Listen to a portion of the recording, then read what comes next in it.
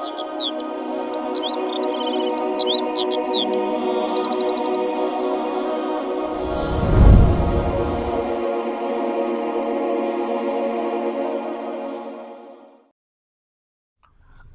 باللہ من الشیطان الرجیم بسم اللہ الرحمن الرحیم نحن نقص علیک نبأهم بالحق انہم فتیۃ آمنوا بربہم وزدناہم ہدی وربطنا علی قلوبہم اذ قاموا فقالوا ربنا رب السماوات والارض لن ندعو من دونہ الہا لقد قلنا اذا شططا هؤلاء قومنا اتخذوا من دونه آلهة لولا يأتون عليهم بسلطان بين فمن أظلم ممن افترى على الله كذبا صدق اللہ العظیم۔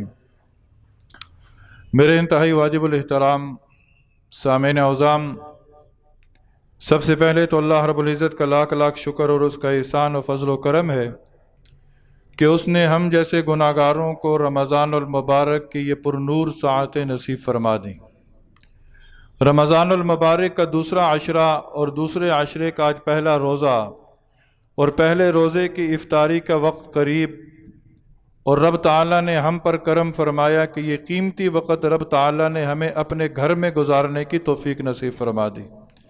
ایک تو وقت قیمتی ہے، دوسرا جگہ قیمتی ہے۔ ایک تو وقت قیمتی ہے، دوسری جگہ قیمتی ہے، اور تیسرا جو مضمون آپ سماعت فرما رہے ہیں یہ مضمون بھی قیمتی ہے۔ جب بہت ساری اعلیٰ چیزیں جمع ہو جائیں تو رب تعالیٰ ان جگہوں سے مانگی جانے والی پکار کو کبھی رد نہیں کرتا۔ یہ بات ایک یاد رکھ لیجئے گا۔ وقت افطار قریب ہے، باوضو آپ لوگ بیٹھے ہیں، قرآن کی تلاوت سننے کے لیے بیٹھے ہیں، اور قرآن کی تلاوت سنتے ہوئے آپ اس واقعے کو سنیں گے کہ جس واقعے کو مشرکین مکہ نے بطور سوال نبی صلی اللہ علیہ وسلم کو کیا تھا، اور نبی کریم صلی اللہ علیہ وسلم نے بذریعہ وحی اس واقعے کا جواب مشرکین مکہ کو دیا تھا، اور اس واقعے کے اندر میرے اور آپ کے لیے بے شمار سبق ہیں، بے شمار سبق ہیں۔ اگر دیکھا جائے تو موجودہ حالات کے اندر ہم جو پریشانی کا رونا روتے ہیں، جی ایسا ہے ایسا ہے ایسا ہے ایسا ہے ایسا ہے، یقین جانیے اس واقعے کو اگر تفصیلاً پڑھیں، غور سے پڑھیں، تو اس واقعے کے اندر میرے اور آپ کے لیے بے شمار اسباق کے ساتھ ساتھ بے شمار تسلیاں بھی ہیں۔ کیا واقعہ ہے؟ سورہ کہف آپ حضرات سماعت فرما رہے ہیں۔ آپ نے گزشتہ درس کے اندر بھی یہ بات سماعت فرمائی کہ در حقیقت یہ ایک سوال کا جواب ہے۔ یہودیوں نے مشرکین سے کہا تھا کہ تم ہمارے پاس آئے ہو، تم ہمارے پاس آئے ہو یہ پوچھنے کے لیے کہ ہمارے علاقے کے اندر ایک شخص نے نبوت کا دعویٰ کیا ہے، جاؤ اس شخص سے جا کر یہ سوال کرو، اگر وہ اس سوال کا جواب دے دے تو وہ اپنے دعوے کے اندر سچا ہے، اور اگر وہ اس سوال کا جواب نہ دے پائے تو وہ اپنے دعوے کے اندر جھوٹا ہے۔ مشرکین مکہ آئے، نبی صلی اللہ علیہ وسلم سے سوال کیے، 3 سوال۔ روح کیا ہے، ذوالقرنین بادشاہ کون ہے، اور اصحاب کہف کون ہے؟ نبی صلی اللہ علیہ وسلم نے فرمایا کہ میں جواب دوں گا کل جواب دوں گا۔ نبی صلی اللہ علیہ وسلم نے کہا میں کل جواب دوں گا، یہ کہنا تھا کہ وحی کا سلسلہ بند ہو گیا، وحی کا سلسلہ رک گیا۔ تقریباً 12 یا 15 دن وحی کا سلسلہ رکا رہا۔ مشرکین مکہ نے مذاق اڑانا شروع کر دیا کہ اللہ نے اپنے حبیب کو چھوڑ دیا ہے۔ 15 دن کے بعد جبرائیل امین آئے اور آ کر کہا کہ اے میرے حبیب آپ کیوں پریشان ہوتے ہیں؟ ہم نے تو آپ کو اس وقت نہیں چھوڑا جب آپ یتیمی کی حالت میں تھے، جب ہم نے آپ کو نبوت عطا کر دی تو ہم آپ کو کیسے چھوڑ سکتے ہیں؟ ہم نے آپ کو نہیں چھوڑا۔ یہ جو وحی کا سلسلہ موقوف ہوا ہے یہ آپ کی امت کی تعلیم کے لیے ہے۔ پہلا سبق یاد رکھ لیجئے، زندگی کا ہر مسئلہ حل ہوگا، ہر الجھن دور ہوگی، ہر پریشانی ختم ہوگی۔ علماء نے لکھا ہے اس کو ورد جان بنا لو، اس کو ورد زبان بنا لو۔ کیا مطلب؟ نبی صلی اللہ علیہ وسلم نے فرمایا کل بتاؤں گا، وحی کا سلسلہ رک گیا، چند دن کے بعد وحی کا نزول ہوا، رب تعالیٰ نے کہا کہ وَلَا تَقُولَنَّ لِشَيْءٍ إِنِّي فَاعِلٌ ذَلِكَ غَدًا إِلَّا أَن يَشَاءَ اللَّهُ إِلَّا أَن يَشَاءَ اللَّهُ۔ اے میرے حبیب، ہم تو آپ کے اشارے کے منتظر ہیں، آپ اشارہ کریں چاند ٹکڑے کر دیں، آپ مانگیں ہم عطا کریں، آپ حکم کریں آپ کے لیے سارے خزانوں کے منہ کھول دوں۔ یہ صرف وحی کا سلسلہ روکا اس لیے کہ آپ کی امت کو تعلیم دینا تھی۔ تعلیم کیا تھی؟ کہ جب بھی کسی کام کے کرنے کا کہو تو ساتھ انشاءاللہ کہا کرو، اس لیے کہ تم اپنی طاقت سے وہ کام کر نہیں سکتے، اللہ کی طاقت ہوگی تو وہ کام ہوگا۔ انشاءاللہ کہنے والا اپنے کام کو رب کے سپرد کر دیتا ہے، اور جب بندہ رب کے سپرد کر دے تو وہ کام ضرور ہو جاتا ہے، ضرور ہو جاتا ہے۔ اسی کی تعلیم دینی ہے۔ آج بچہ کہے ابو یہ چیز لینی ہے، باپ یہ نہ کہ میں تجھے لے دوں گا، بچے کی تربیت کریں، کہیں بیٹا انشاءاللہ تجھے لے دوں گا، انشاءاللہ تجھے لے دوں گا، انشاءاللہ یہ کر دوں گا۔ ابو صبح یہاں جانا ہے، جی انشاءاللہ جائیں گے، انشاءاللہ جائیں گے۔ ابو کھانا کھانا ہے، جی انشاءاللہ کھائیں گے۔ ابو یہ چیز کھانی ہے، انشاءاللہ کھائیں گے۔ اپنے معاملات کو اللہ کے سپرد کرتے چلے جائیں، یقین جانیے ہمارے گھر برکتوں کے ڈیرے بن جائیں گے، سکون آ جائے گا گھروں کے اندر۔ یہ چھوٹے چھوٹے اب ضرورت اس بات کی ہے کہ اس چھوٹی نسل کی تربیت کی جائے، پھر جا کر کہیں لگتا ہے کہ برکتوں کا نزول ہوگا، وگرنہ ہمارے طور طریقے تو یقین جانی اللہ معاف فرمائے پتہ نہیں ہم کہاں کھڑے ہیں۔ تو ایک بات تو یہ کہ انشاءاللہ کہنا ہے، اور دوسرا یہ سوال کیا گیا تھا نا اصحاب کہف کون ہیں؟ آپ اردو بازار چلے جائیں، آپ کہیں کہ جی اصحاب کہف کے واقعے پر کتاب دے دو، آپ کو بے شمار کتابیں مل جائیں گی۔ یاد رکھیں کہ تاریخ نے بڑی گڑبڑ کی ہے، ہر بندے نے اپنا مطلب لیا ہے اور اس واقعے کو بڑھا چڑھا کر پیش کیا ہے۔ کسی نے کہا جی وہ غار اس وقت وہاں پر ہے، وہ غار اس وقت وہاں پر ہے، اتنے سال وہ وہاں رہے، یہ ہوا وہ ہوا۔ میں تمام تر واقعات کو چھوڑ کر آپ کے سامنے صرف اتنی بات ذکر کروں گا جتنی قرآن نے کہی ہے، جتنی قرآن نے کہی ہے۔ کیا کہی؟ قرآن خود کہتا ہے نحن نقص علیک نبأہم بالحق، ہم تمہارے سامنے ان کا واقعہ حق کے ساتھ بیان کرتے ہیں۔ حق کے ساتھ بیان کرنے سے مراد کیا ہے؟ لوگوں نے جو لگی لپٹی باتیں شامل کر دی تھی نا، ہم اس سے اجتناب، اس سے اعتراض کرتے ہیں، ان کا ذکر نہیں کریں گے۔ جو اصل مقصد ہے اس مقصد کو واضح کر کے بات کو ختم۔ تفسیری روایات کے اندر مستند ترین تفاسیر کے اندر یہ واقعہ کب پیش آیا؟ حضرت عیسیٰ علیہ السلام، آپ کی تھوڑی سی توجہ تھوڑی سی توجہ آپ کی طلب جو ہے نا درکار ہے، تھوڑی سی توجہ، بس وقت مختصر ہے، بات کو ختم کروں گا، مضمون چونکہ انتہائی اہم ہے۔ حضرت عیسیٰ علیہ السلام کو اللہ نے آسمان پر اٹھایا۔ حضرت عیسیٰ علیہ السلام آسمانوں پر تشریف لے گئے۔ آپ کے بعد لوگوں نے دین عیسوی کو چھوڑ دیا، حضرت عیسیٰ علیہ السلام کے دین کو چھوڑ دیا، بت پرستی پر آ گئے، بت پرستی شروع ہو گئی، یہاں تک کہ 250 سال کا وقت گزرا۔ ایک بادشاہ بڑا ظالم تھا جس کا نام تھا دقیانوس۔ दकियानूस बादशाह जुल्म की इंतहा करने वाला क्या जुल्म करता था? अपनी रियाया को बुत परस्ती पर मजबूर करता था, और जो बुत परस्ती का एतकाद न बिठाए अपने दिल के अंदर, बुत परस्ती पर न आए, उसे कत्ल करवा देता था, उसे कत्ल करवा देता था। इसी असना में उसी की रियाया में से चंद नौजवान लड़के एक मेले पर चले गए। उस मेले के अंदर बुत परस्ती हो रही थी। देखा कि लोग बुतों को पूज रहे हैं। ये नौजवान एक दूसरे को जानते न थे, लेकिन दिल ही दिल के अंदर अकीदा तौहीद सब था।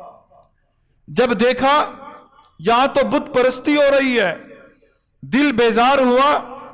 मेले को छोड़कर एक वादी के अंदर तशरीफ ले आए, एक जगह पर पहुंचे, और हुस्ने इत्तफाक देखे जितनों ने उस जगह को छोड़ा था वही सारे के सारे उस जगह पर इकट्ठे हो गए।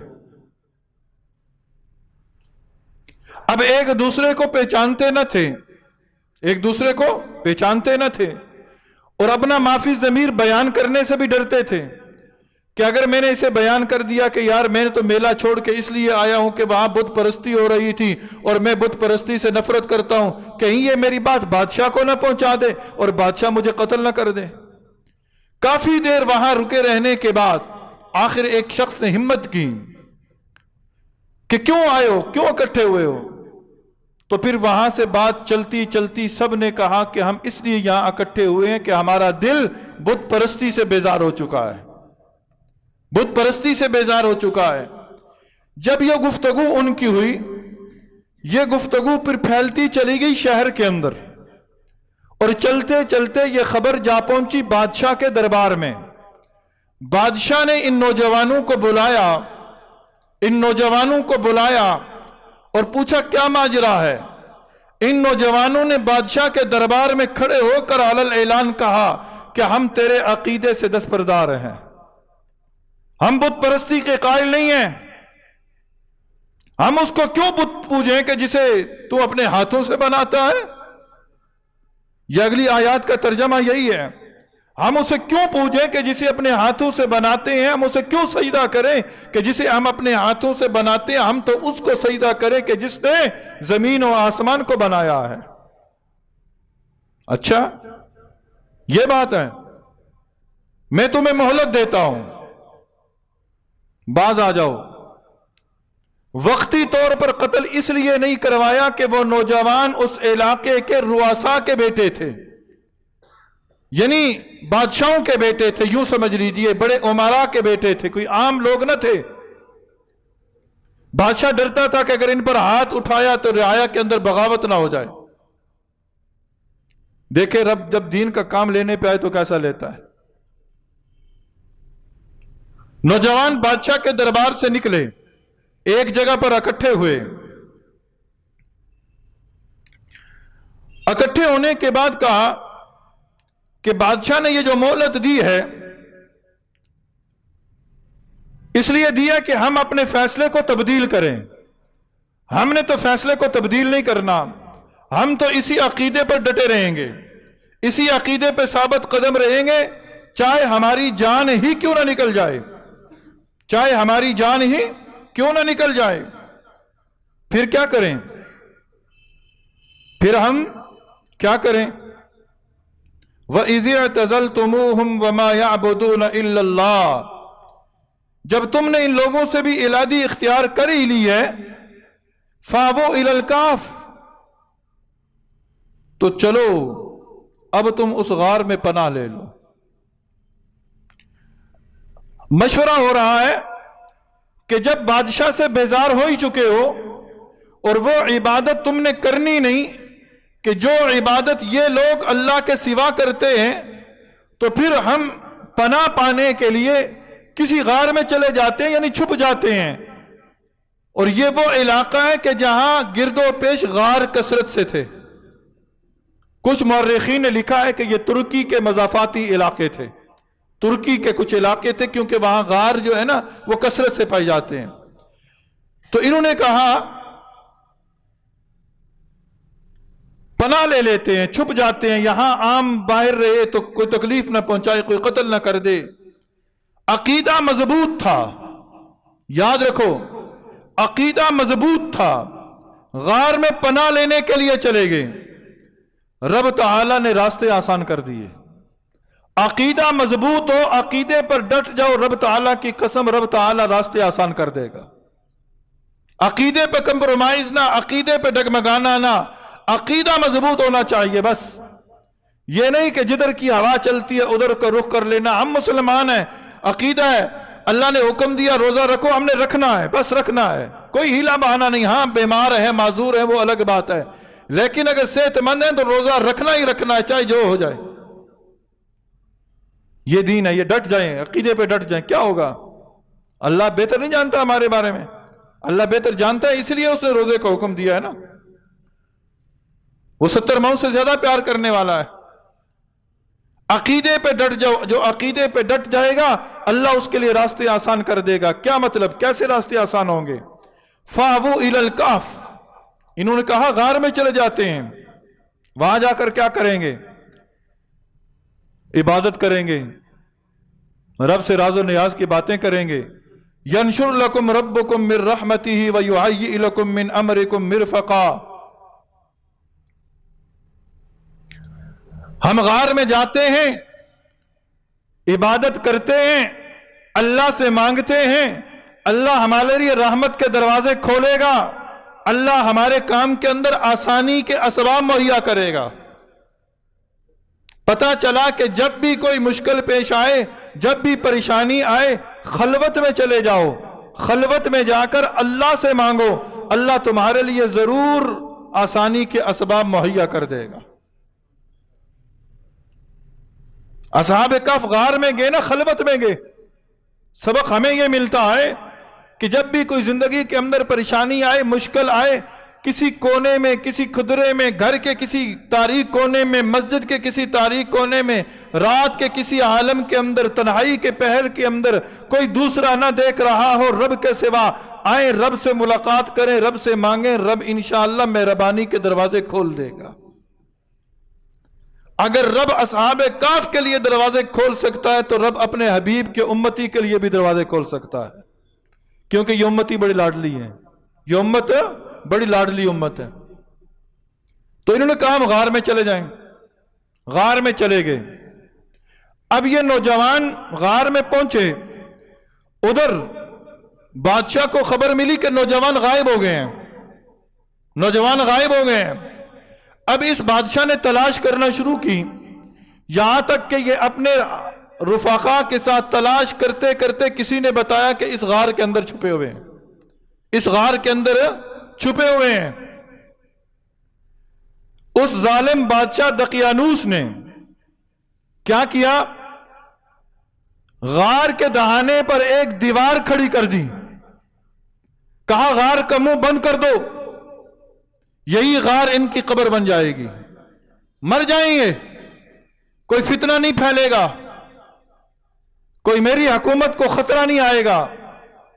دیوار بنا دی، کہاں اندر ہی مر جائیں گے، لیکن عقیدہ مضبوط کرو، سبق لو.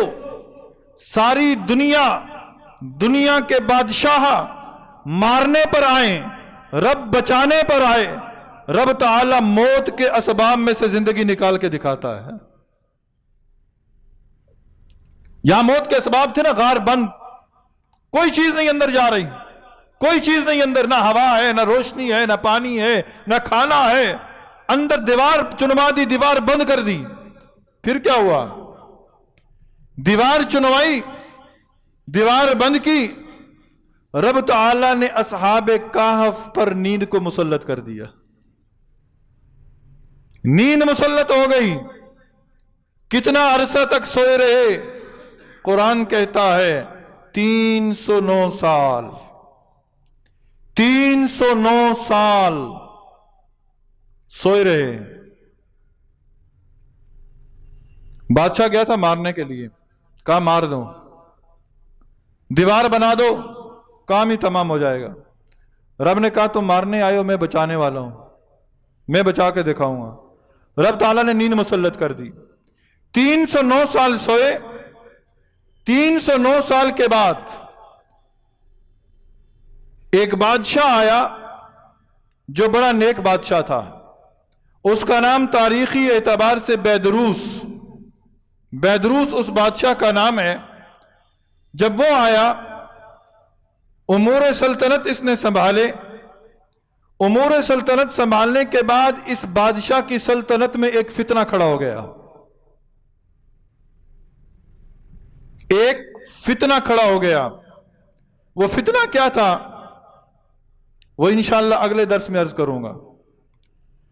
बस उस बादशाह के दौर के अंदर एक फितना खड़ा हो गया। इस बादशाह ने क्या किया, अरसा कितना था, हजरत ईसा अलैहिस्सलाम की पर्दा फरमा यानी आसमान पर उठाए जाने के 250 साल के बाद ये असहाब काफ गार में गए। 300 साल के बाद यानी 550 साल के बाद हजरत ईसा अलैहिस्सलाम के आसमान पर उठाए जाने के 550 साल के बाद ये लोग गार से बाहर आए। मुअर्रिखीन ने लिखा है, नबी करीम सल्लल्लाहु अलैहि वसल्लम दुनिया में तशरीफ लाए हजरत ईसा अलैहिस्सलाम के आसमान पर उठाए जाने के 570 साल बाद। यह तारीख याद रखने वाली है नौजवान अहबाब के लिए, यह मालूमात के लिए, वगरना कब्र में हमसे इस बारे में नहीं सवाल किया जाएगा, ठीक है ना। कब्र में सवाल किया जाएगा कुरान की आयत पर यकीन था या नहीं था, वो अल्हम्दुलिल्लाह है, वो अल्हम्दुलिल्लाह है। बाकी ये बातें महज मालूमात के लिए। 250 साल असहाब काफ गार में जाते हैं हजरत ईसा अलैहिस्सलाम के आसमान पर जाने के बाद। 300 साल और में लाएं तो ये बनते हैं गालिबन 550 साल।